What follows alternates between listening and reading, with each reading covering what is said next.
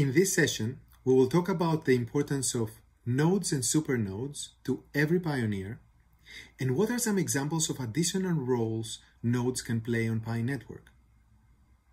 Not only is Pi node the cornerstone of the Pi blockchain, but also it contributes to the ecosystem building and economic applications of Pi. For example, in addition to securing the ledger, supernodes can also technically support applications of decentralized finance, which is also known as DeFi. These applications are such as tokenization of real-world assets and tokenization of real estate. But today, we're going to discuss a little bit more on why the node software is important even in non-blockchain sense, and how Pi nodes and blockchain matter to pioneers who neither serve as supernodes nor as nodes. The original vision of the Pi node software was never just limited to operating and supporting the blockchain. Of course, the blockchain, as it secures the ledger of transactions, it is certainly the core and base layer of the decentralization of Pi network. But the benefits of building a user-friendly node software is having extensibility of the functionalities of the node and a large group of people who can contribute to the applications of the node software.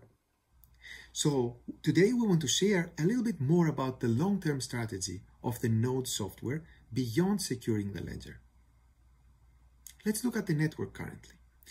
We have over 200,000 pioneers who downloaded and installed the Pi node software, and there are over 60,000 nodes active every day, out of which 40,000 appear to be actively managed, for example, updating to the latest version all the time. A portion of these nodes will become supernodes, depending on the selection process based on the hardware operating systems, network performance, and various metrics we have. But what is the core team's plan for the people who are running the Pi node software who are not necessarily supernodes or nodes responsible for maintaining the ledger? Actually, we have great expectations for them, and we are open to any suggestions that build on top of our thoughts. First of all, the desktop Pi application serves as a redundant interface for the mobile application interface. Not only does it provide desktop or laptop accessibility to the mobile application functionalities, for example, the chats, mining status, future uses of Pi applications, but it also serves as one important step to decentralization in regard to the centralized points of mobile apps stores. App stores have been one point of centralization in the Pi network ecosystem all along.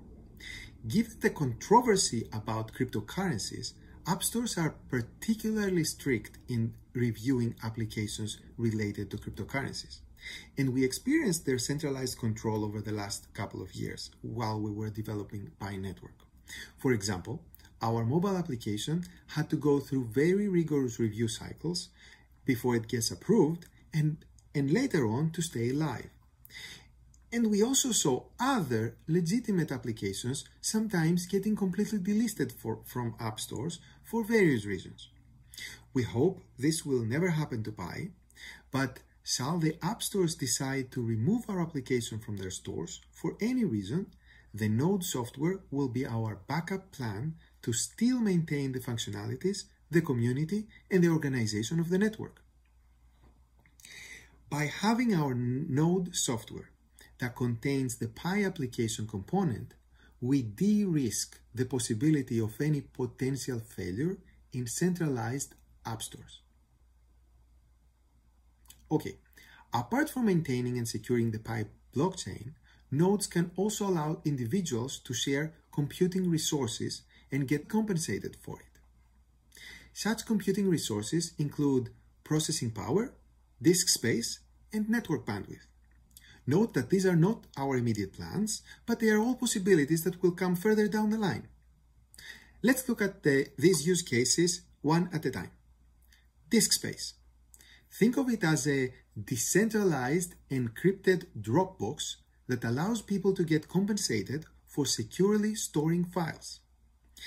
Its implementation can be similar to BitTorrent in the notion that files will be stored in a decentralized network of nodes, while at the same time, Pi can have staking mechanisms that can make sure that all files stored on the Pi network are fully licensed. For example, if a file is found to be infringing someone's rights, the file's uploader could lose their stake. To put this in perspective, as a use case, the core team pays thousands of dollars every month to Amazon AWS for storing the Pi node software files so that pioneers can download them and install the Pi node. In the same manner, other websites and applications do the same. So instead of these websites paying Amazon, they could be paying that cost to pioneers, using Pi of course, thus creating a passive income opportunity to Pi node operators. Let's look at network bandwidth.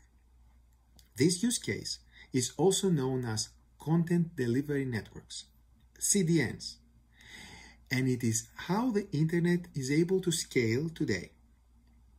For example, the Pi application, like any other app or website on the internet, contains both graphics, images, videos, and media, and it needs to ask the server individualized questions. For example, what is my Pi balance right now?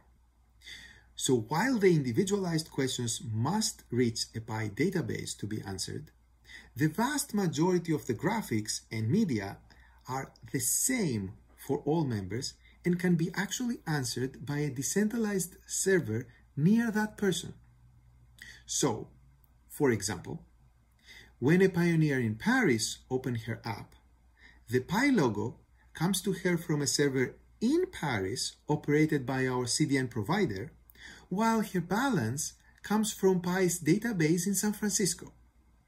This process helps speed up the application tremendously because the majority of the data can be delivered fast from a nearby data center or computer, and they don't need to travel long distances through the Pacific Ocean. And that's something that all major apps on the internet do. They use CDN to deliver their content. Once again, to put this in perspective, the core team spends thousands of dollars a month to our CDN providers. But for Pi network, with a distributed node network, there should be no need for such an intermediary CDN when there's tens of thousands of pioneer nodes in every corner of the world. There's probably a pioneer closer to you than any of the CDN servers. There may be one in the same building that you are right now. What if Pi nodes could utilize their unused network bandwidth to function as a decentralized CDN? If we were able to create such a CDN marketplace for pioneers, they could be receiving additional passive income for operating their nodes. Let's look at processing power. Every computer has one or more processors. These are called CPUs. And those CPUs are mostly unused during the day and completely unused during the night when the person is sleeping. Think of your processor more like your car. It is mostly sitting in your parking lot waiting for you to use it when you need it.